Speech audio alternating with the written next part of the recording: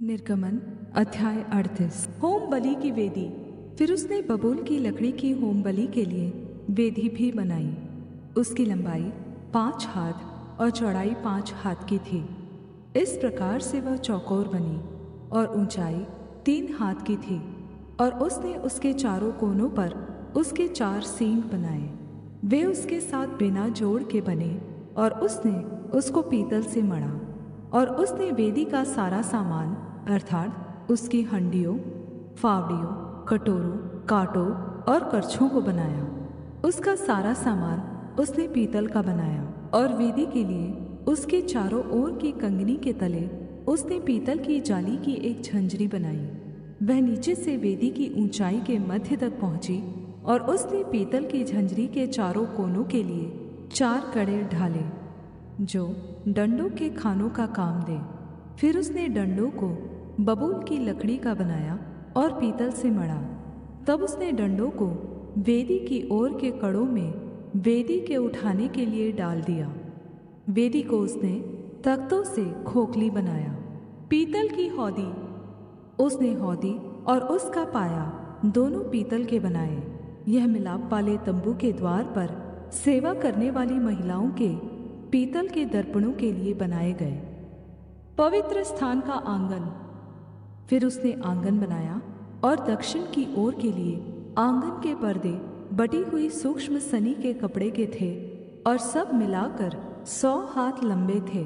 उनके लिए 20 खंभे और इनकी पीतल की 20 कुर्सियां बनी। और खंभों की घुंडियां और जोड़ने की छड़ें चांदी की बनी। और उत्तर की ओर के लिए भी 100 हाथ लंबे पर्दे बने और उनके लिए 20 खंभे और इनकी पीतल की 20 ही कुर्सियां बनी। और खंभों की घुंडियां और जोड़ने की छड़ें चांदी की बनी। और पश्चिम की ओर के लिए सब पर्दे मिलाकर 50 हाथ के थे। उनके लिए 10 खंभे और 10 ही उनकी कुर्सियां थीं। और खंभों की घुंडियां और जोड़ने की छड़ें चांदी की थी। और पूरब की ओर भी वह 50 हाथ के थे। आंगन के द्वार के एक ओर के लिए 15 हाथ के पर्दे बने और उनके लिए 3 खंभे और 3 कुर्सियां थीं। और आंगन के द्वार के दूसरी ओर भी वैसा ही बना था। और आंगन के दरवाजे के इधर और उधर 15-15 हाथ के पर्दे बने थे। और उनके लिए 3 ही 3 खंभे और 3 ही 3 इनकी कुर्सियां भी थीं। आंगन की चारों ओर सब पर्दे सूक्ष्म बटी हुई सनी के कपड़े के बने हुए थे। और खंभों की कुर्सियां पीतल की और घुंडियां और छड़ें चांदी की बनी और उनके सिरे चांदी से मढ़े गए। और आंगन के सब खंभे चांदी के छड़ों से जोड़े गए थे। आंगन के द्वार के पर्दे पर बेलबूटे का काम किया हुआ था और वह नीले, बैंगनी और लाल रंग के कपड़े का और सूक्ष्म बटी हुई सनी के कपड़े के बने थे। और उसकी लंबाई 20 हाथ की थी और उसकी ऊंचाई आंगन की कनात की चौड़ाई के समान 5 हाथ की बनी। और उनके लिए 4 खंभे और खंभों की 4 ही कुर्सियां पीतल की बनी। उनकी घुंडियां चांदी की बनी और उनके सिरे चांदी से मढ़े गए और उनकी छड़ें चांदी की बनी। और निवास और आंगन के चारों ओर के सब खूंटे पीतल के बने थे। धातुओं का विवरण। साक्षी पत्र के निवास का सामान जो लेवियों के सेवा कार्य के लिए बना और जिसकी गिनती हारून याजक के पुत्र ईतामार के द्वारा मूसा के कहने से हुई थी, उसका वर्णन यह है। जिस जिस वस्तु के बनाने की आज्ञा यहोवा ने मूसा को दी थी, उसको यहूदा के गोत्र वाले बसलेल ने, जो हूर का पोता और ऊरी का पुत्र था, बना दिया। और उसके संग दान के गोत्र वाले अहीसामाक का पुत्र अहोलीआब था, जो नक्काशी करने और काढ़ने वाला और नीले, बैंगनी और लाल रंग के और सूक्ष्म सनी के कपड़े में कढ़ाई करने वाला निपुण कारीगर था। पवित्र स्थान के सारे काम में जो भेंट का सोना लगा, वह पवित्र स्थान के शेकेल के हिसाब से 29 किकार और 730 शेकेल था। और मंडली के गिने हुए लोगों की भेंट की चांदी पवित्र स्थान के शेकेल के हिसाब से 100 किक्कार और 1775 शेकेल थी, अर्थात जितने 20 वर्ष के और उससे अधिक आयु के गिने गए थे वे 6,03,550 पुरुष थे। और एक एक जन की ओर से पवित्र स्थान के शेकेल के अनुसार आधा शेकेल, जो 1 बेका होता है, मिला। और वह 100 किक्कार चांदी पवित्र स्थान और बीच वाले पर्दे दोनों की कुर्सियों के ढालने में लग गई। 100 किक्कार से 100 कुर्सियां बनी, एक एक कुर्सी 1 किक्कार की बनी। और 1775 शेकेल जो बच गए उनसे खम्भों की घुंडियां बनाई गई और खम्भों की चोटियां मढ़ी गई और उनकी छड़ें भी बनाई गई। और भेंट का पीतल 70 किक्कार और 2,400 शेकेल था। इससे मिलाप वाले तंबू के द्वार की कुर्सियां और पीतल की वेदी, पीतल की झंझरी और वेदी का सारा सामान और आंगन के चारों ओर की कुर्सियां और उसके द्वार की कुर्सियां और निवास और आंगन के चारों ओर के खूंटे भी बनाए गए। निर्गमन अध्याय 39। याजकीय वस्त्र बनाना। फिर उन्होंने नीले, बैंगनी और लाल रंग के काढ़े हुए कपड़े पवित्र स्थान की सेवा के लिए और हारून के लिए भी पवित्र वस्त्र बनाए, जिस प्रकार यहोवा ने मूसा को आज्ञा दी थी। एपोद बनाना। और उसने एपोद को सोने और नीले, बैंगनी और लाल रंग के कपड़े का और सूक्ष्म बटी हुई सनी के कपड़े का बनाया।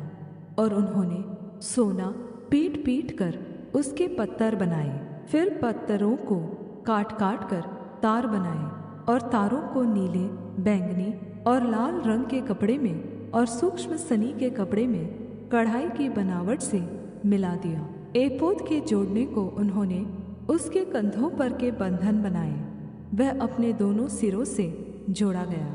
और उसे कसने के लिए जो काढ़ा हुआ पटुका उस पर बना, वह उसके साथ बिना जोड़ का और उसी की बनावट के अनुसार, अर्थात सोने और नीले, बैंगनी और लाल रंग के कपड़े का और सूक्ष्म बटी हुई सनी के कपड़े का बना, जिस प्रकार यहोवा ने मूसा को आज्ञा दी थी।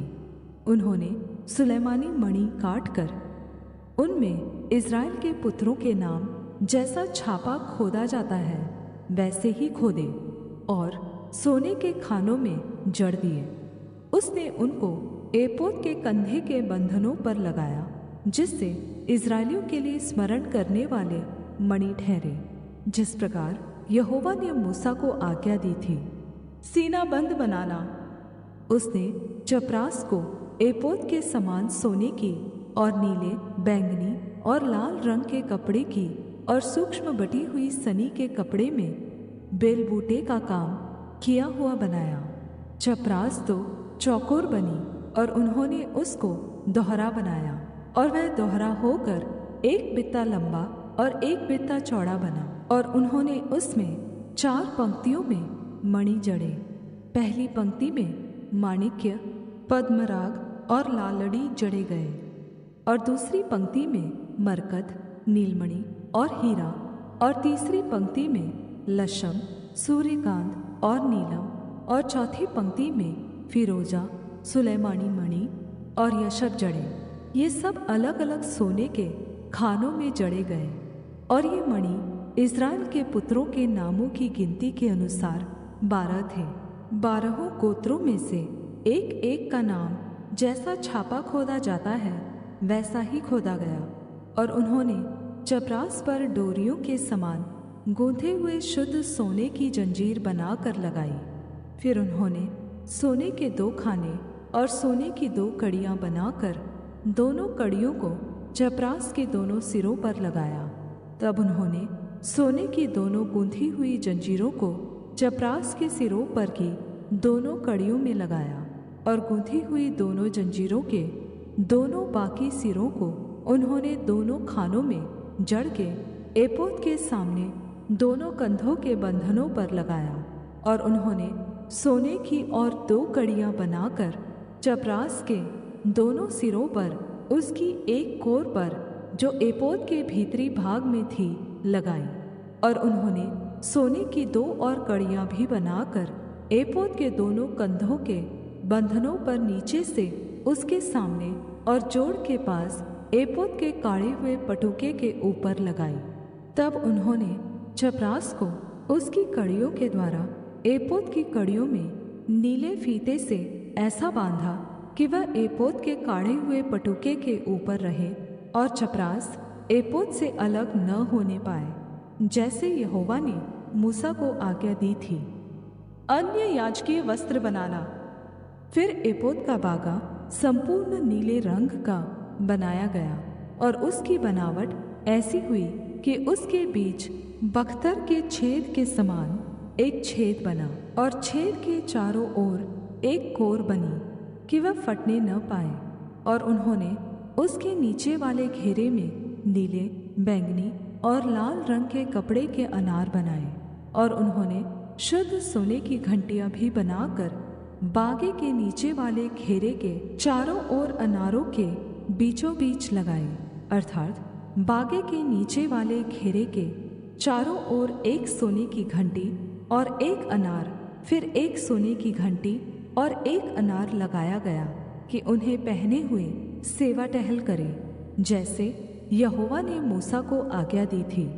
फिर उन्होंने हारून और उसके पुत्रों के लिए बुनी हुई सूक्ष्म सनी के कपड़े के अंगरखे और सूक्ष्म सनी के कपड़े की पगड़ी और सूक्ष्म सनी के कपड़े की सुंदर टोपियां और सूक्ष्म बटी हुई सनी के कपड़े की जांघिया और सूक्ष्म बटी हुई सनी के कपड़े की और नीले, बैंगनी और लाल रंग की कढ़ाई का काम की हुई पगड़ी, इन सभी को जिस तरह यहोवा ने मूसा को आज्ञा दी थी वैसा ही बनाया। फिर उन्होंने पवित्र मुकुट की पटरी शुद्ध सोने की बनाई और जैसे छापे में वैसे ही उसमें ये अक्षर खोदे गए, अर्थात यहोवा के लिए पवित्र। और उन्होंने उसमें नीला फीता लगाया जिससे वह ऊपर पगड़ी पर रहे, जिस तरह यहोवा ने मूसा को आज्ञा दी थी। कार्यों का पूरा होना। इस प्रकार मिलाप वाले तंबू के निवास का सब काम समाप्त हुआ और जिस जिस काम की आज्ञा यहोवा ने मूसा को दी थी इस्राएलियों ने उसी के अनुसार किया। तब वे निवास को मूसा के पास ले आए, अर्थात घुंडियाँ, तख्ते, बेड़े, खम्भे, कुर्सियाँ आदि सारे सामान समेत तंबू और लाल रंग से रंगी हुई मेढ़ों की खालों का ओढ़ना और सुइयों की खालों का ओढ़ना और बीच का पर्दा, डंडों सहित साक्षी पत्र का संदूक और प्रायश्चित का ढकना, सारे सामान समेत मेज और भेंट की रोटी, सारे सामान सहित दीवट और उसकी सजावट के दीपक और उजियाला देने के लिए तेल, सोने की वेदी और अभिषेक का तेल और सुगंधित धूप और तंबू के द्वार का पर्दा, पीतल की झंझरी, डंडों और सारे सामान समेत पीतल की वेदी और पाए समेत हौदी, खम्भों और कुर्सियों समेत आंगन के पर्दे और आंगन के द्वार का पर्दा और डोरियां और खूंटे और मिलाप वाले तंबू के निवास की सेवा का सारा सामान, पवित्र स्थान में सेवा टहल करने के लिए बेलबूटा काढ़े हुए वस्त्र और हारून याजक के पवित्र वस्त्र और उसके पुत्रों के वस्त्र जिन्हें पहनकर उन्हें याजक का काम करना था, अर्थात जो जो आज्ञा यहोवा ने मूसा को दी थी उन्हीं के अनुसार इस्राएलियों ने सब काम किया। तब मूसा ने सारे काम का निरीक्षण करके देखा कि उन्होंने यहोवा की आज्ञा के अनुसार सब कुछ किया है, और मूसा ने उनको आशीर्वाद दिया। निर्गमन अध्याय 40। मिलाप वाले तंबू स्थापित करने के निर्देश। फिर यहोवा ने मूसा से कहा, पहले महीने के पहले दिन को तू मिलाप वाले तंबू के निवास को खड़ा कर देना और उसमें साक्षी पत्र के संदूक को रख कर बीच वाले पर्दे की ओट में कर देना और मेज को भीतर ले जाकर जो कुछ उस पर सजाना है उसे सजा देना। तब दीवट को भीतर ले जाकर उसके दीपकों को जला देना और साक्षी पत्र के संदूक के सामने सोने की वेदी को जो धूप के लिए है उसे रखना और निवास के द्वार के पर्दे को लगा देना और मिलाप वाले तंबू के निवास के द्वार के सामने होम वेदी को रखना और मिलाप वाले तंबू और वेदी के बीच हौदी को रख कर उसमें जल भरना और चारों ओर के आंगन की कनात को खड़ा करना और उस आंगन के द्वार पर पर्दे को लटका देना और अभिषेक का तेल लेकर निवास का और जो कुछ उसमें होगा सब कुछ का अभिषेक करना और सारे सामान समेत उसको पवित्र करना, तब वह पवित्र ठहरेगा। सब सामान समेत होमवेदी का अभिषेक करके उसको पवित्र करना, तब वह परम पवित्र ठहरेगी। पाए समेत हौदी का भी अभिषेक करके उसे पवित्र करना, तब हारून और उसके पुत्रों को मिलाप वाले तंबू के द्वार पर ले जाकर जल से नहलाना और हारून को पवित्र वस्त्र पहनाना और उसका अभिषेक करके उसको पवित्र करना कि वह मेरे लिए याजक का काम करे, और उसके पुत्रों को ले जाकर अंगरखे पहनाना।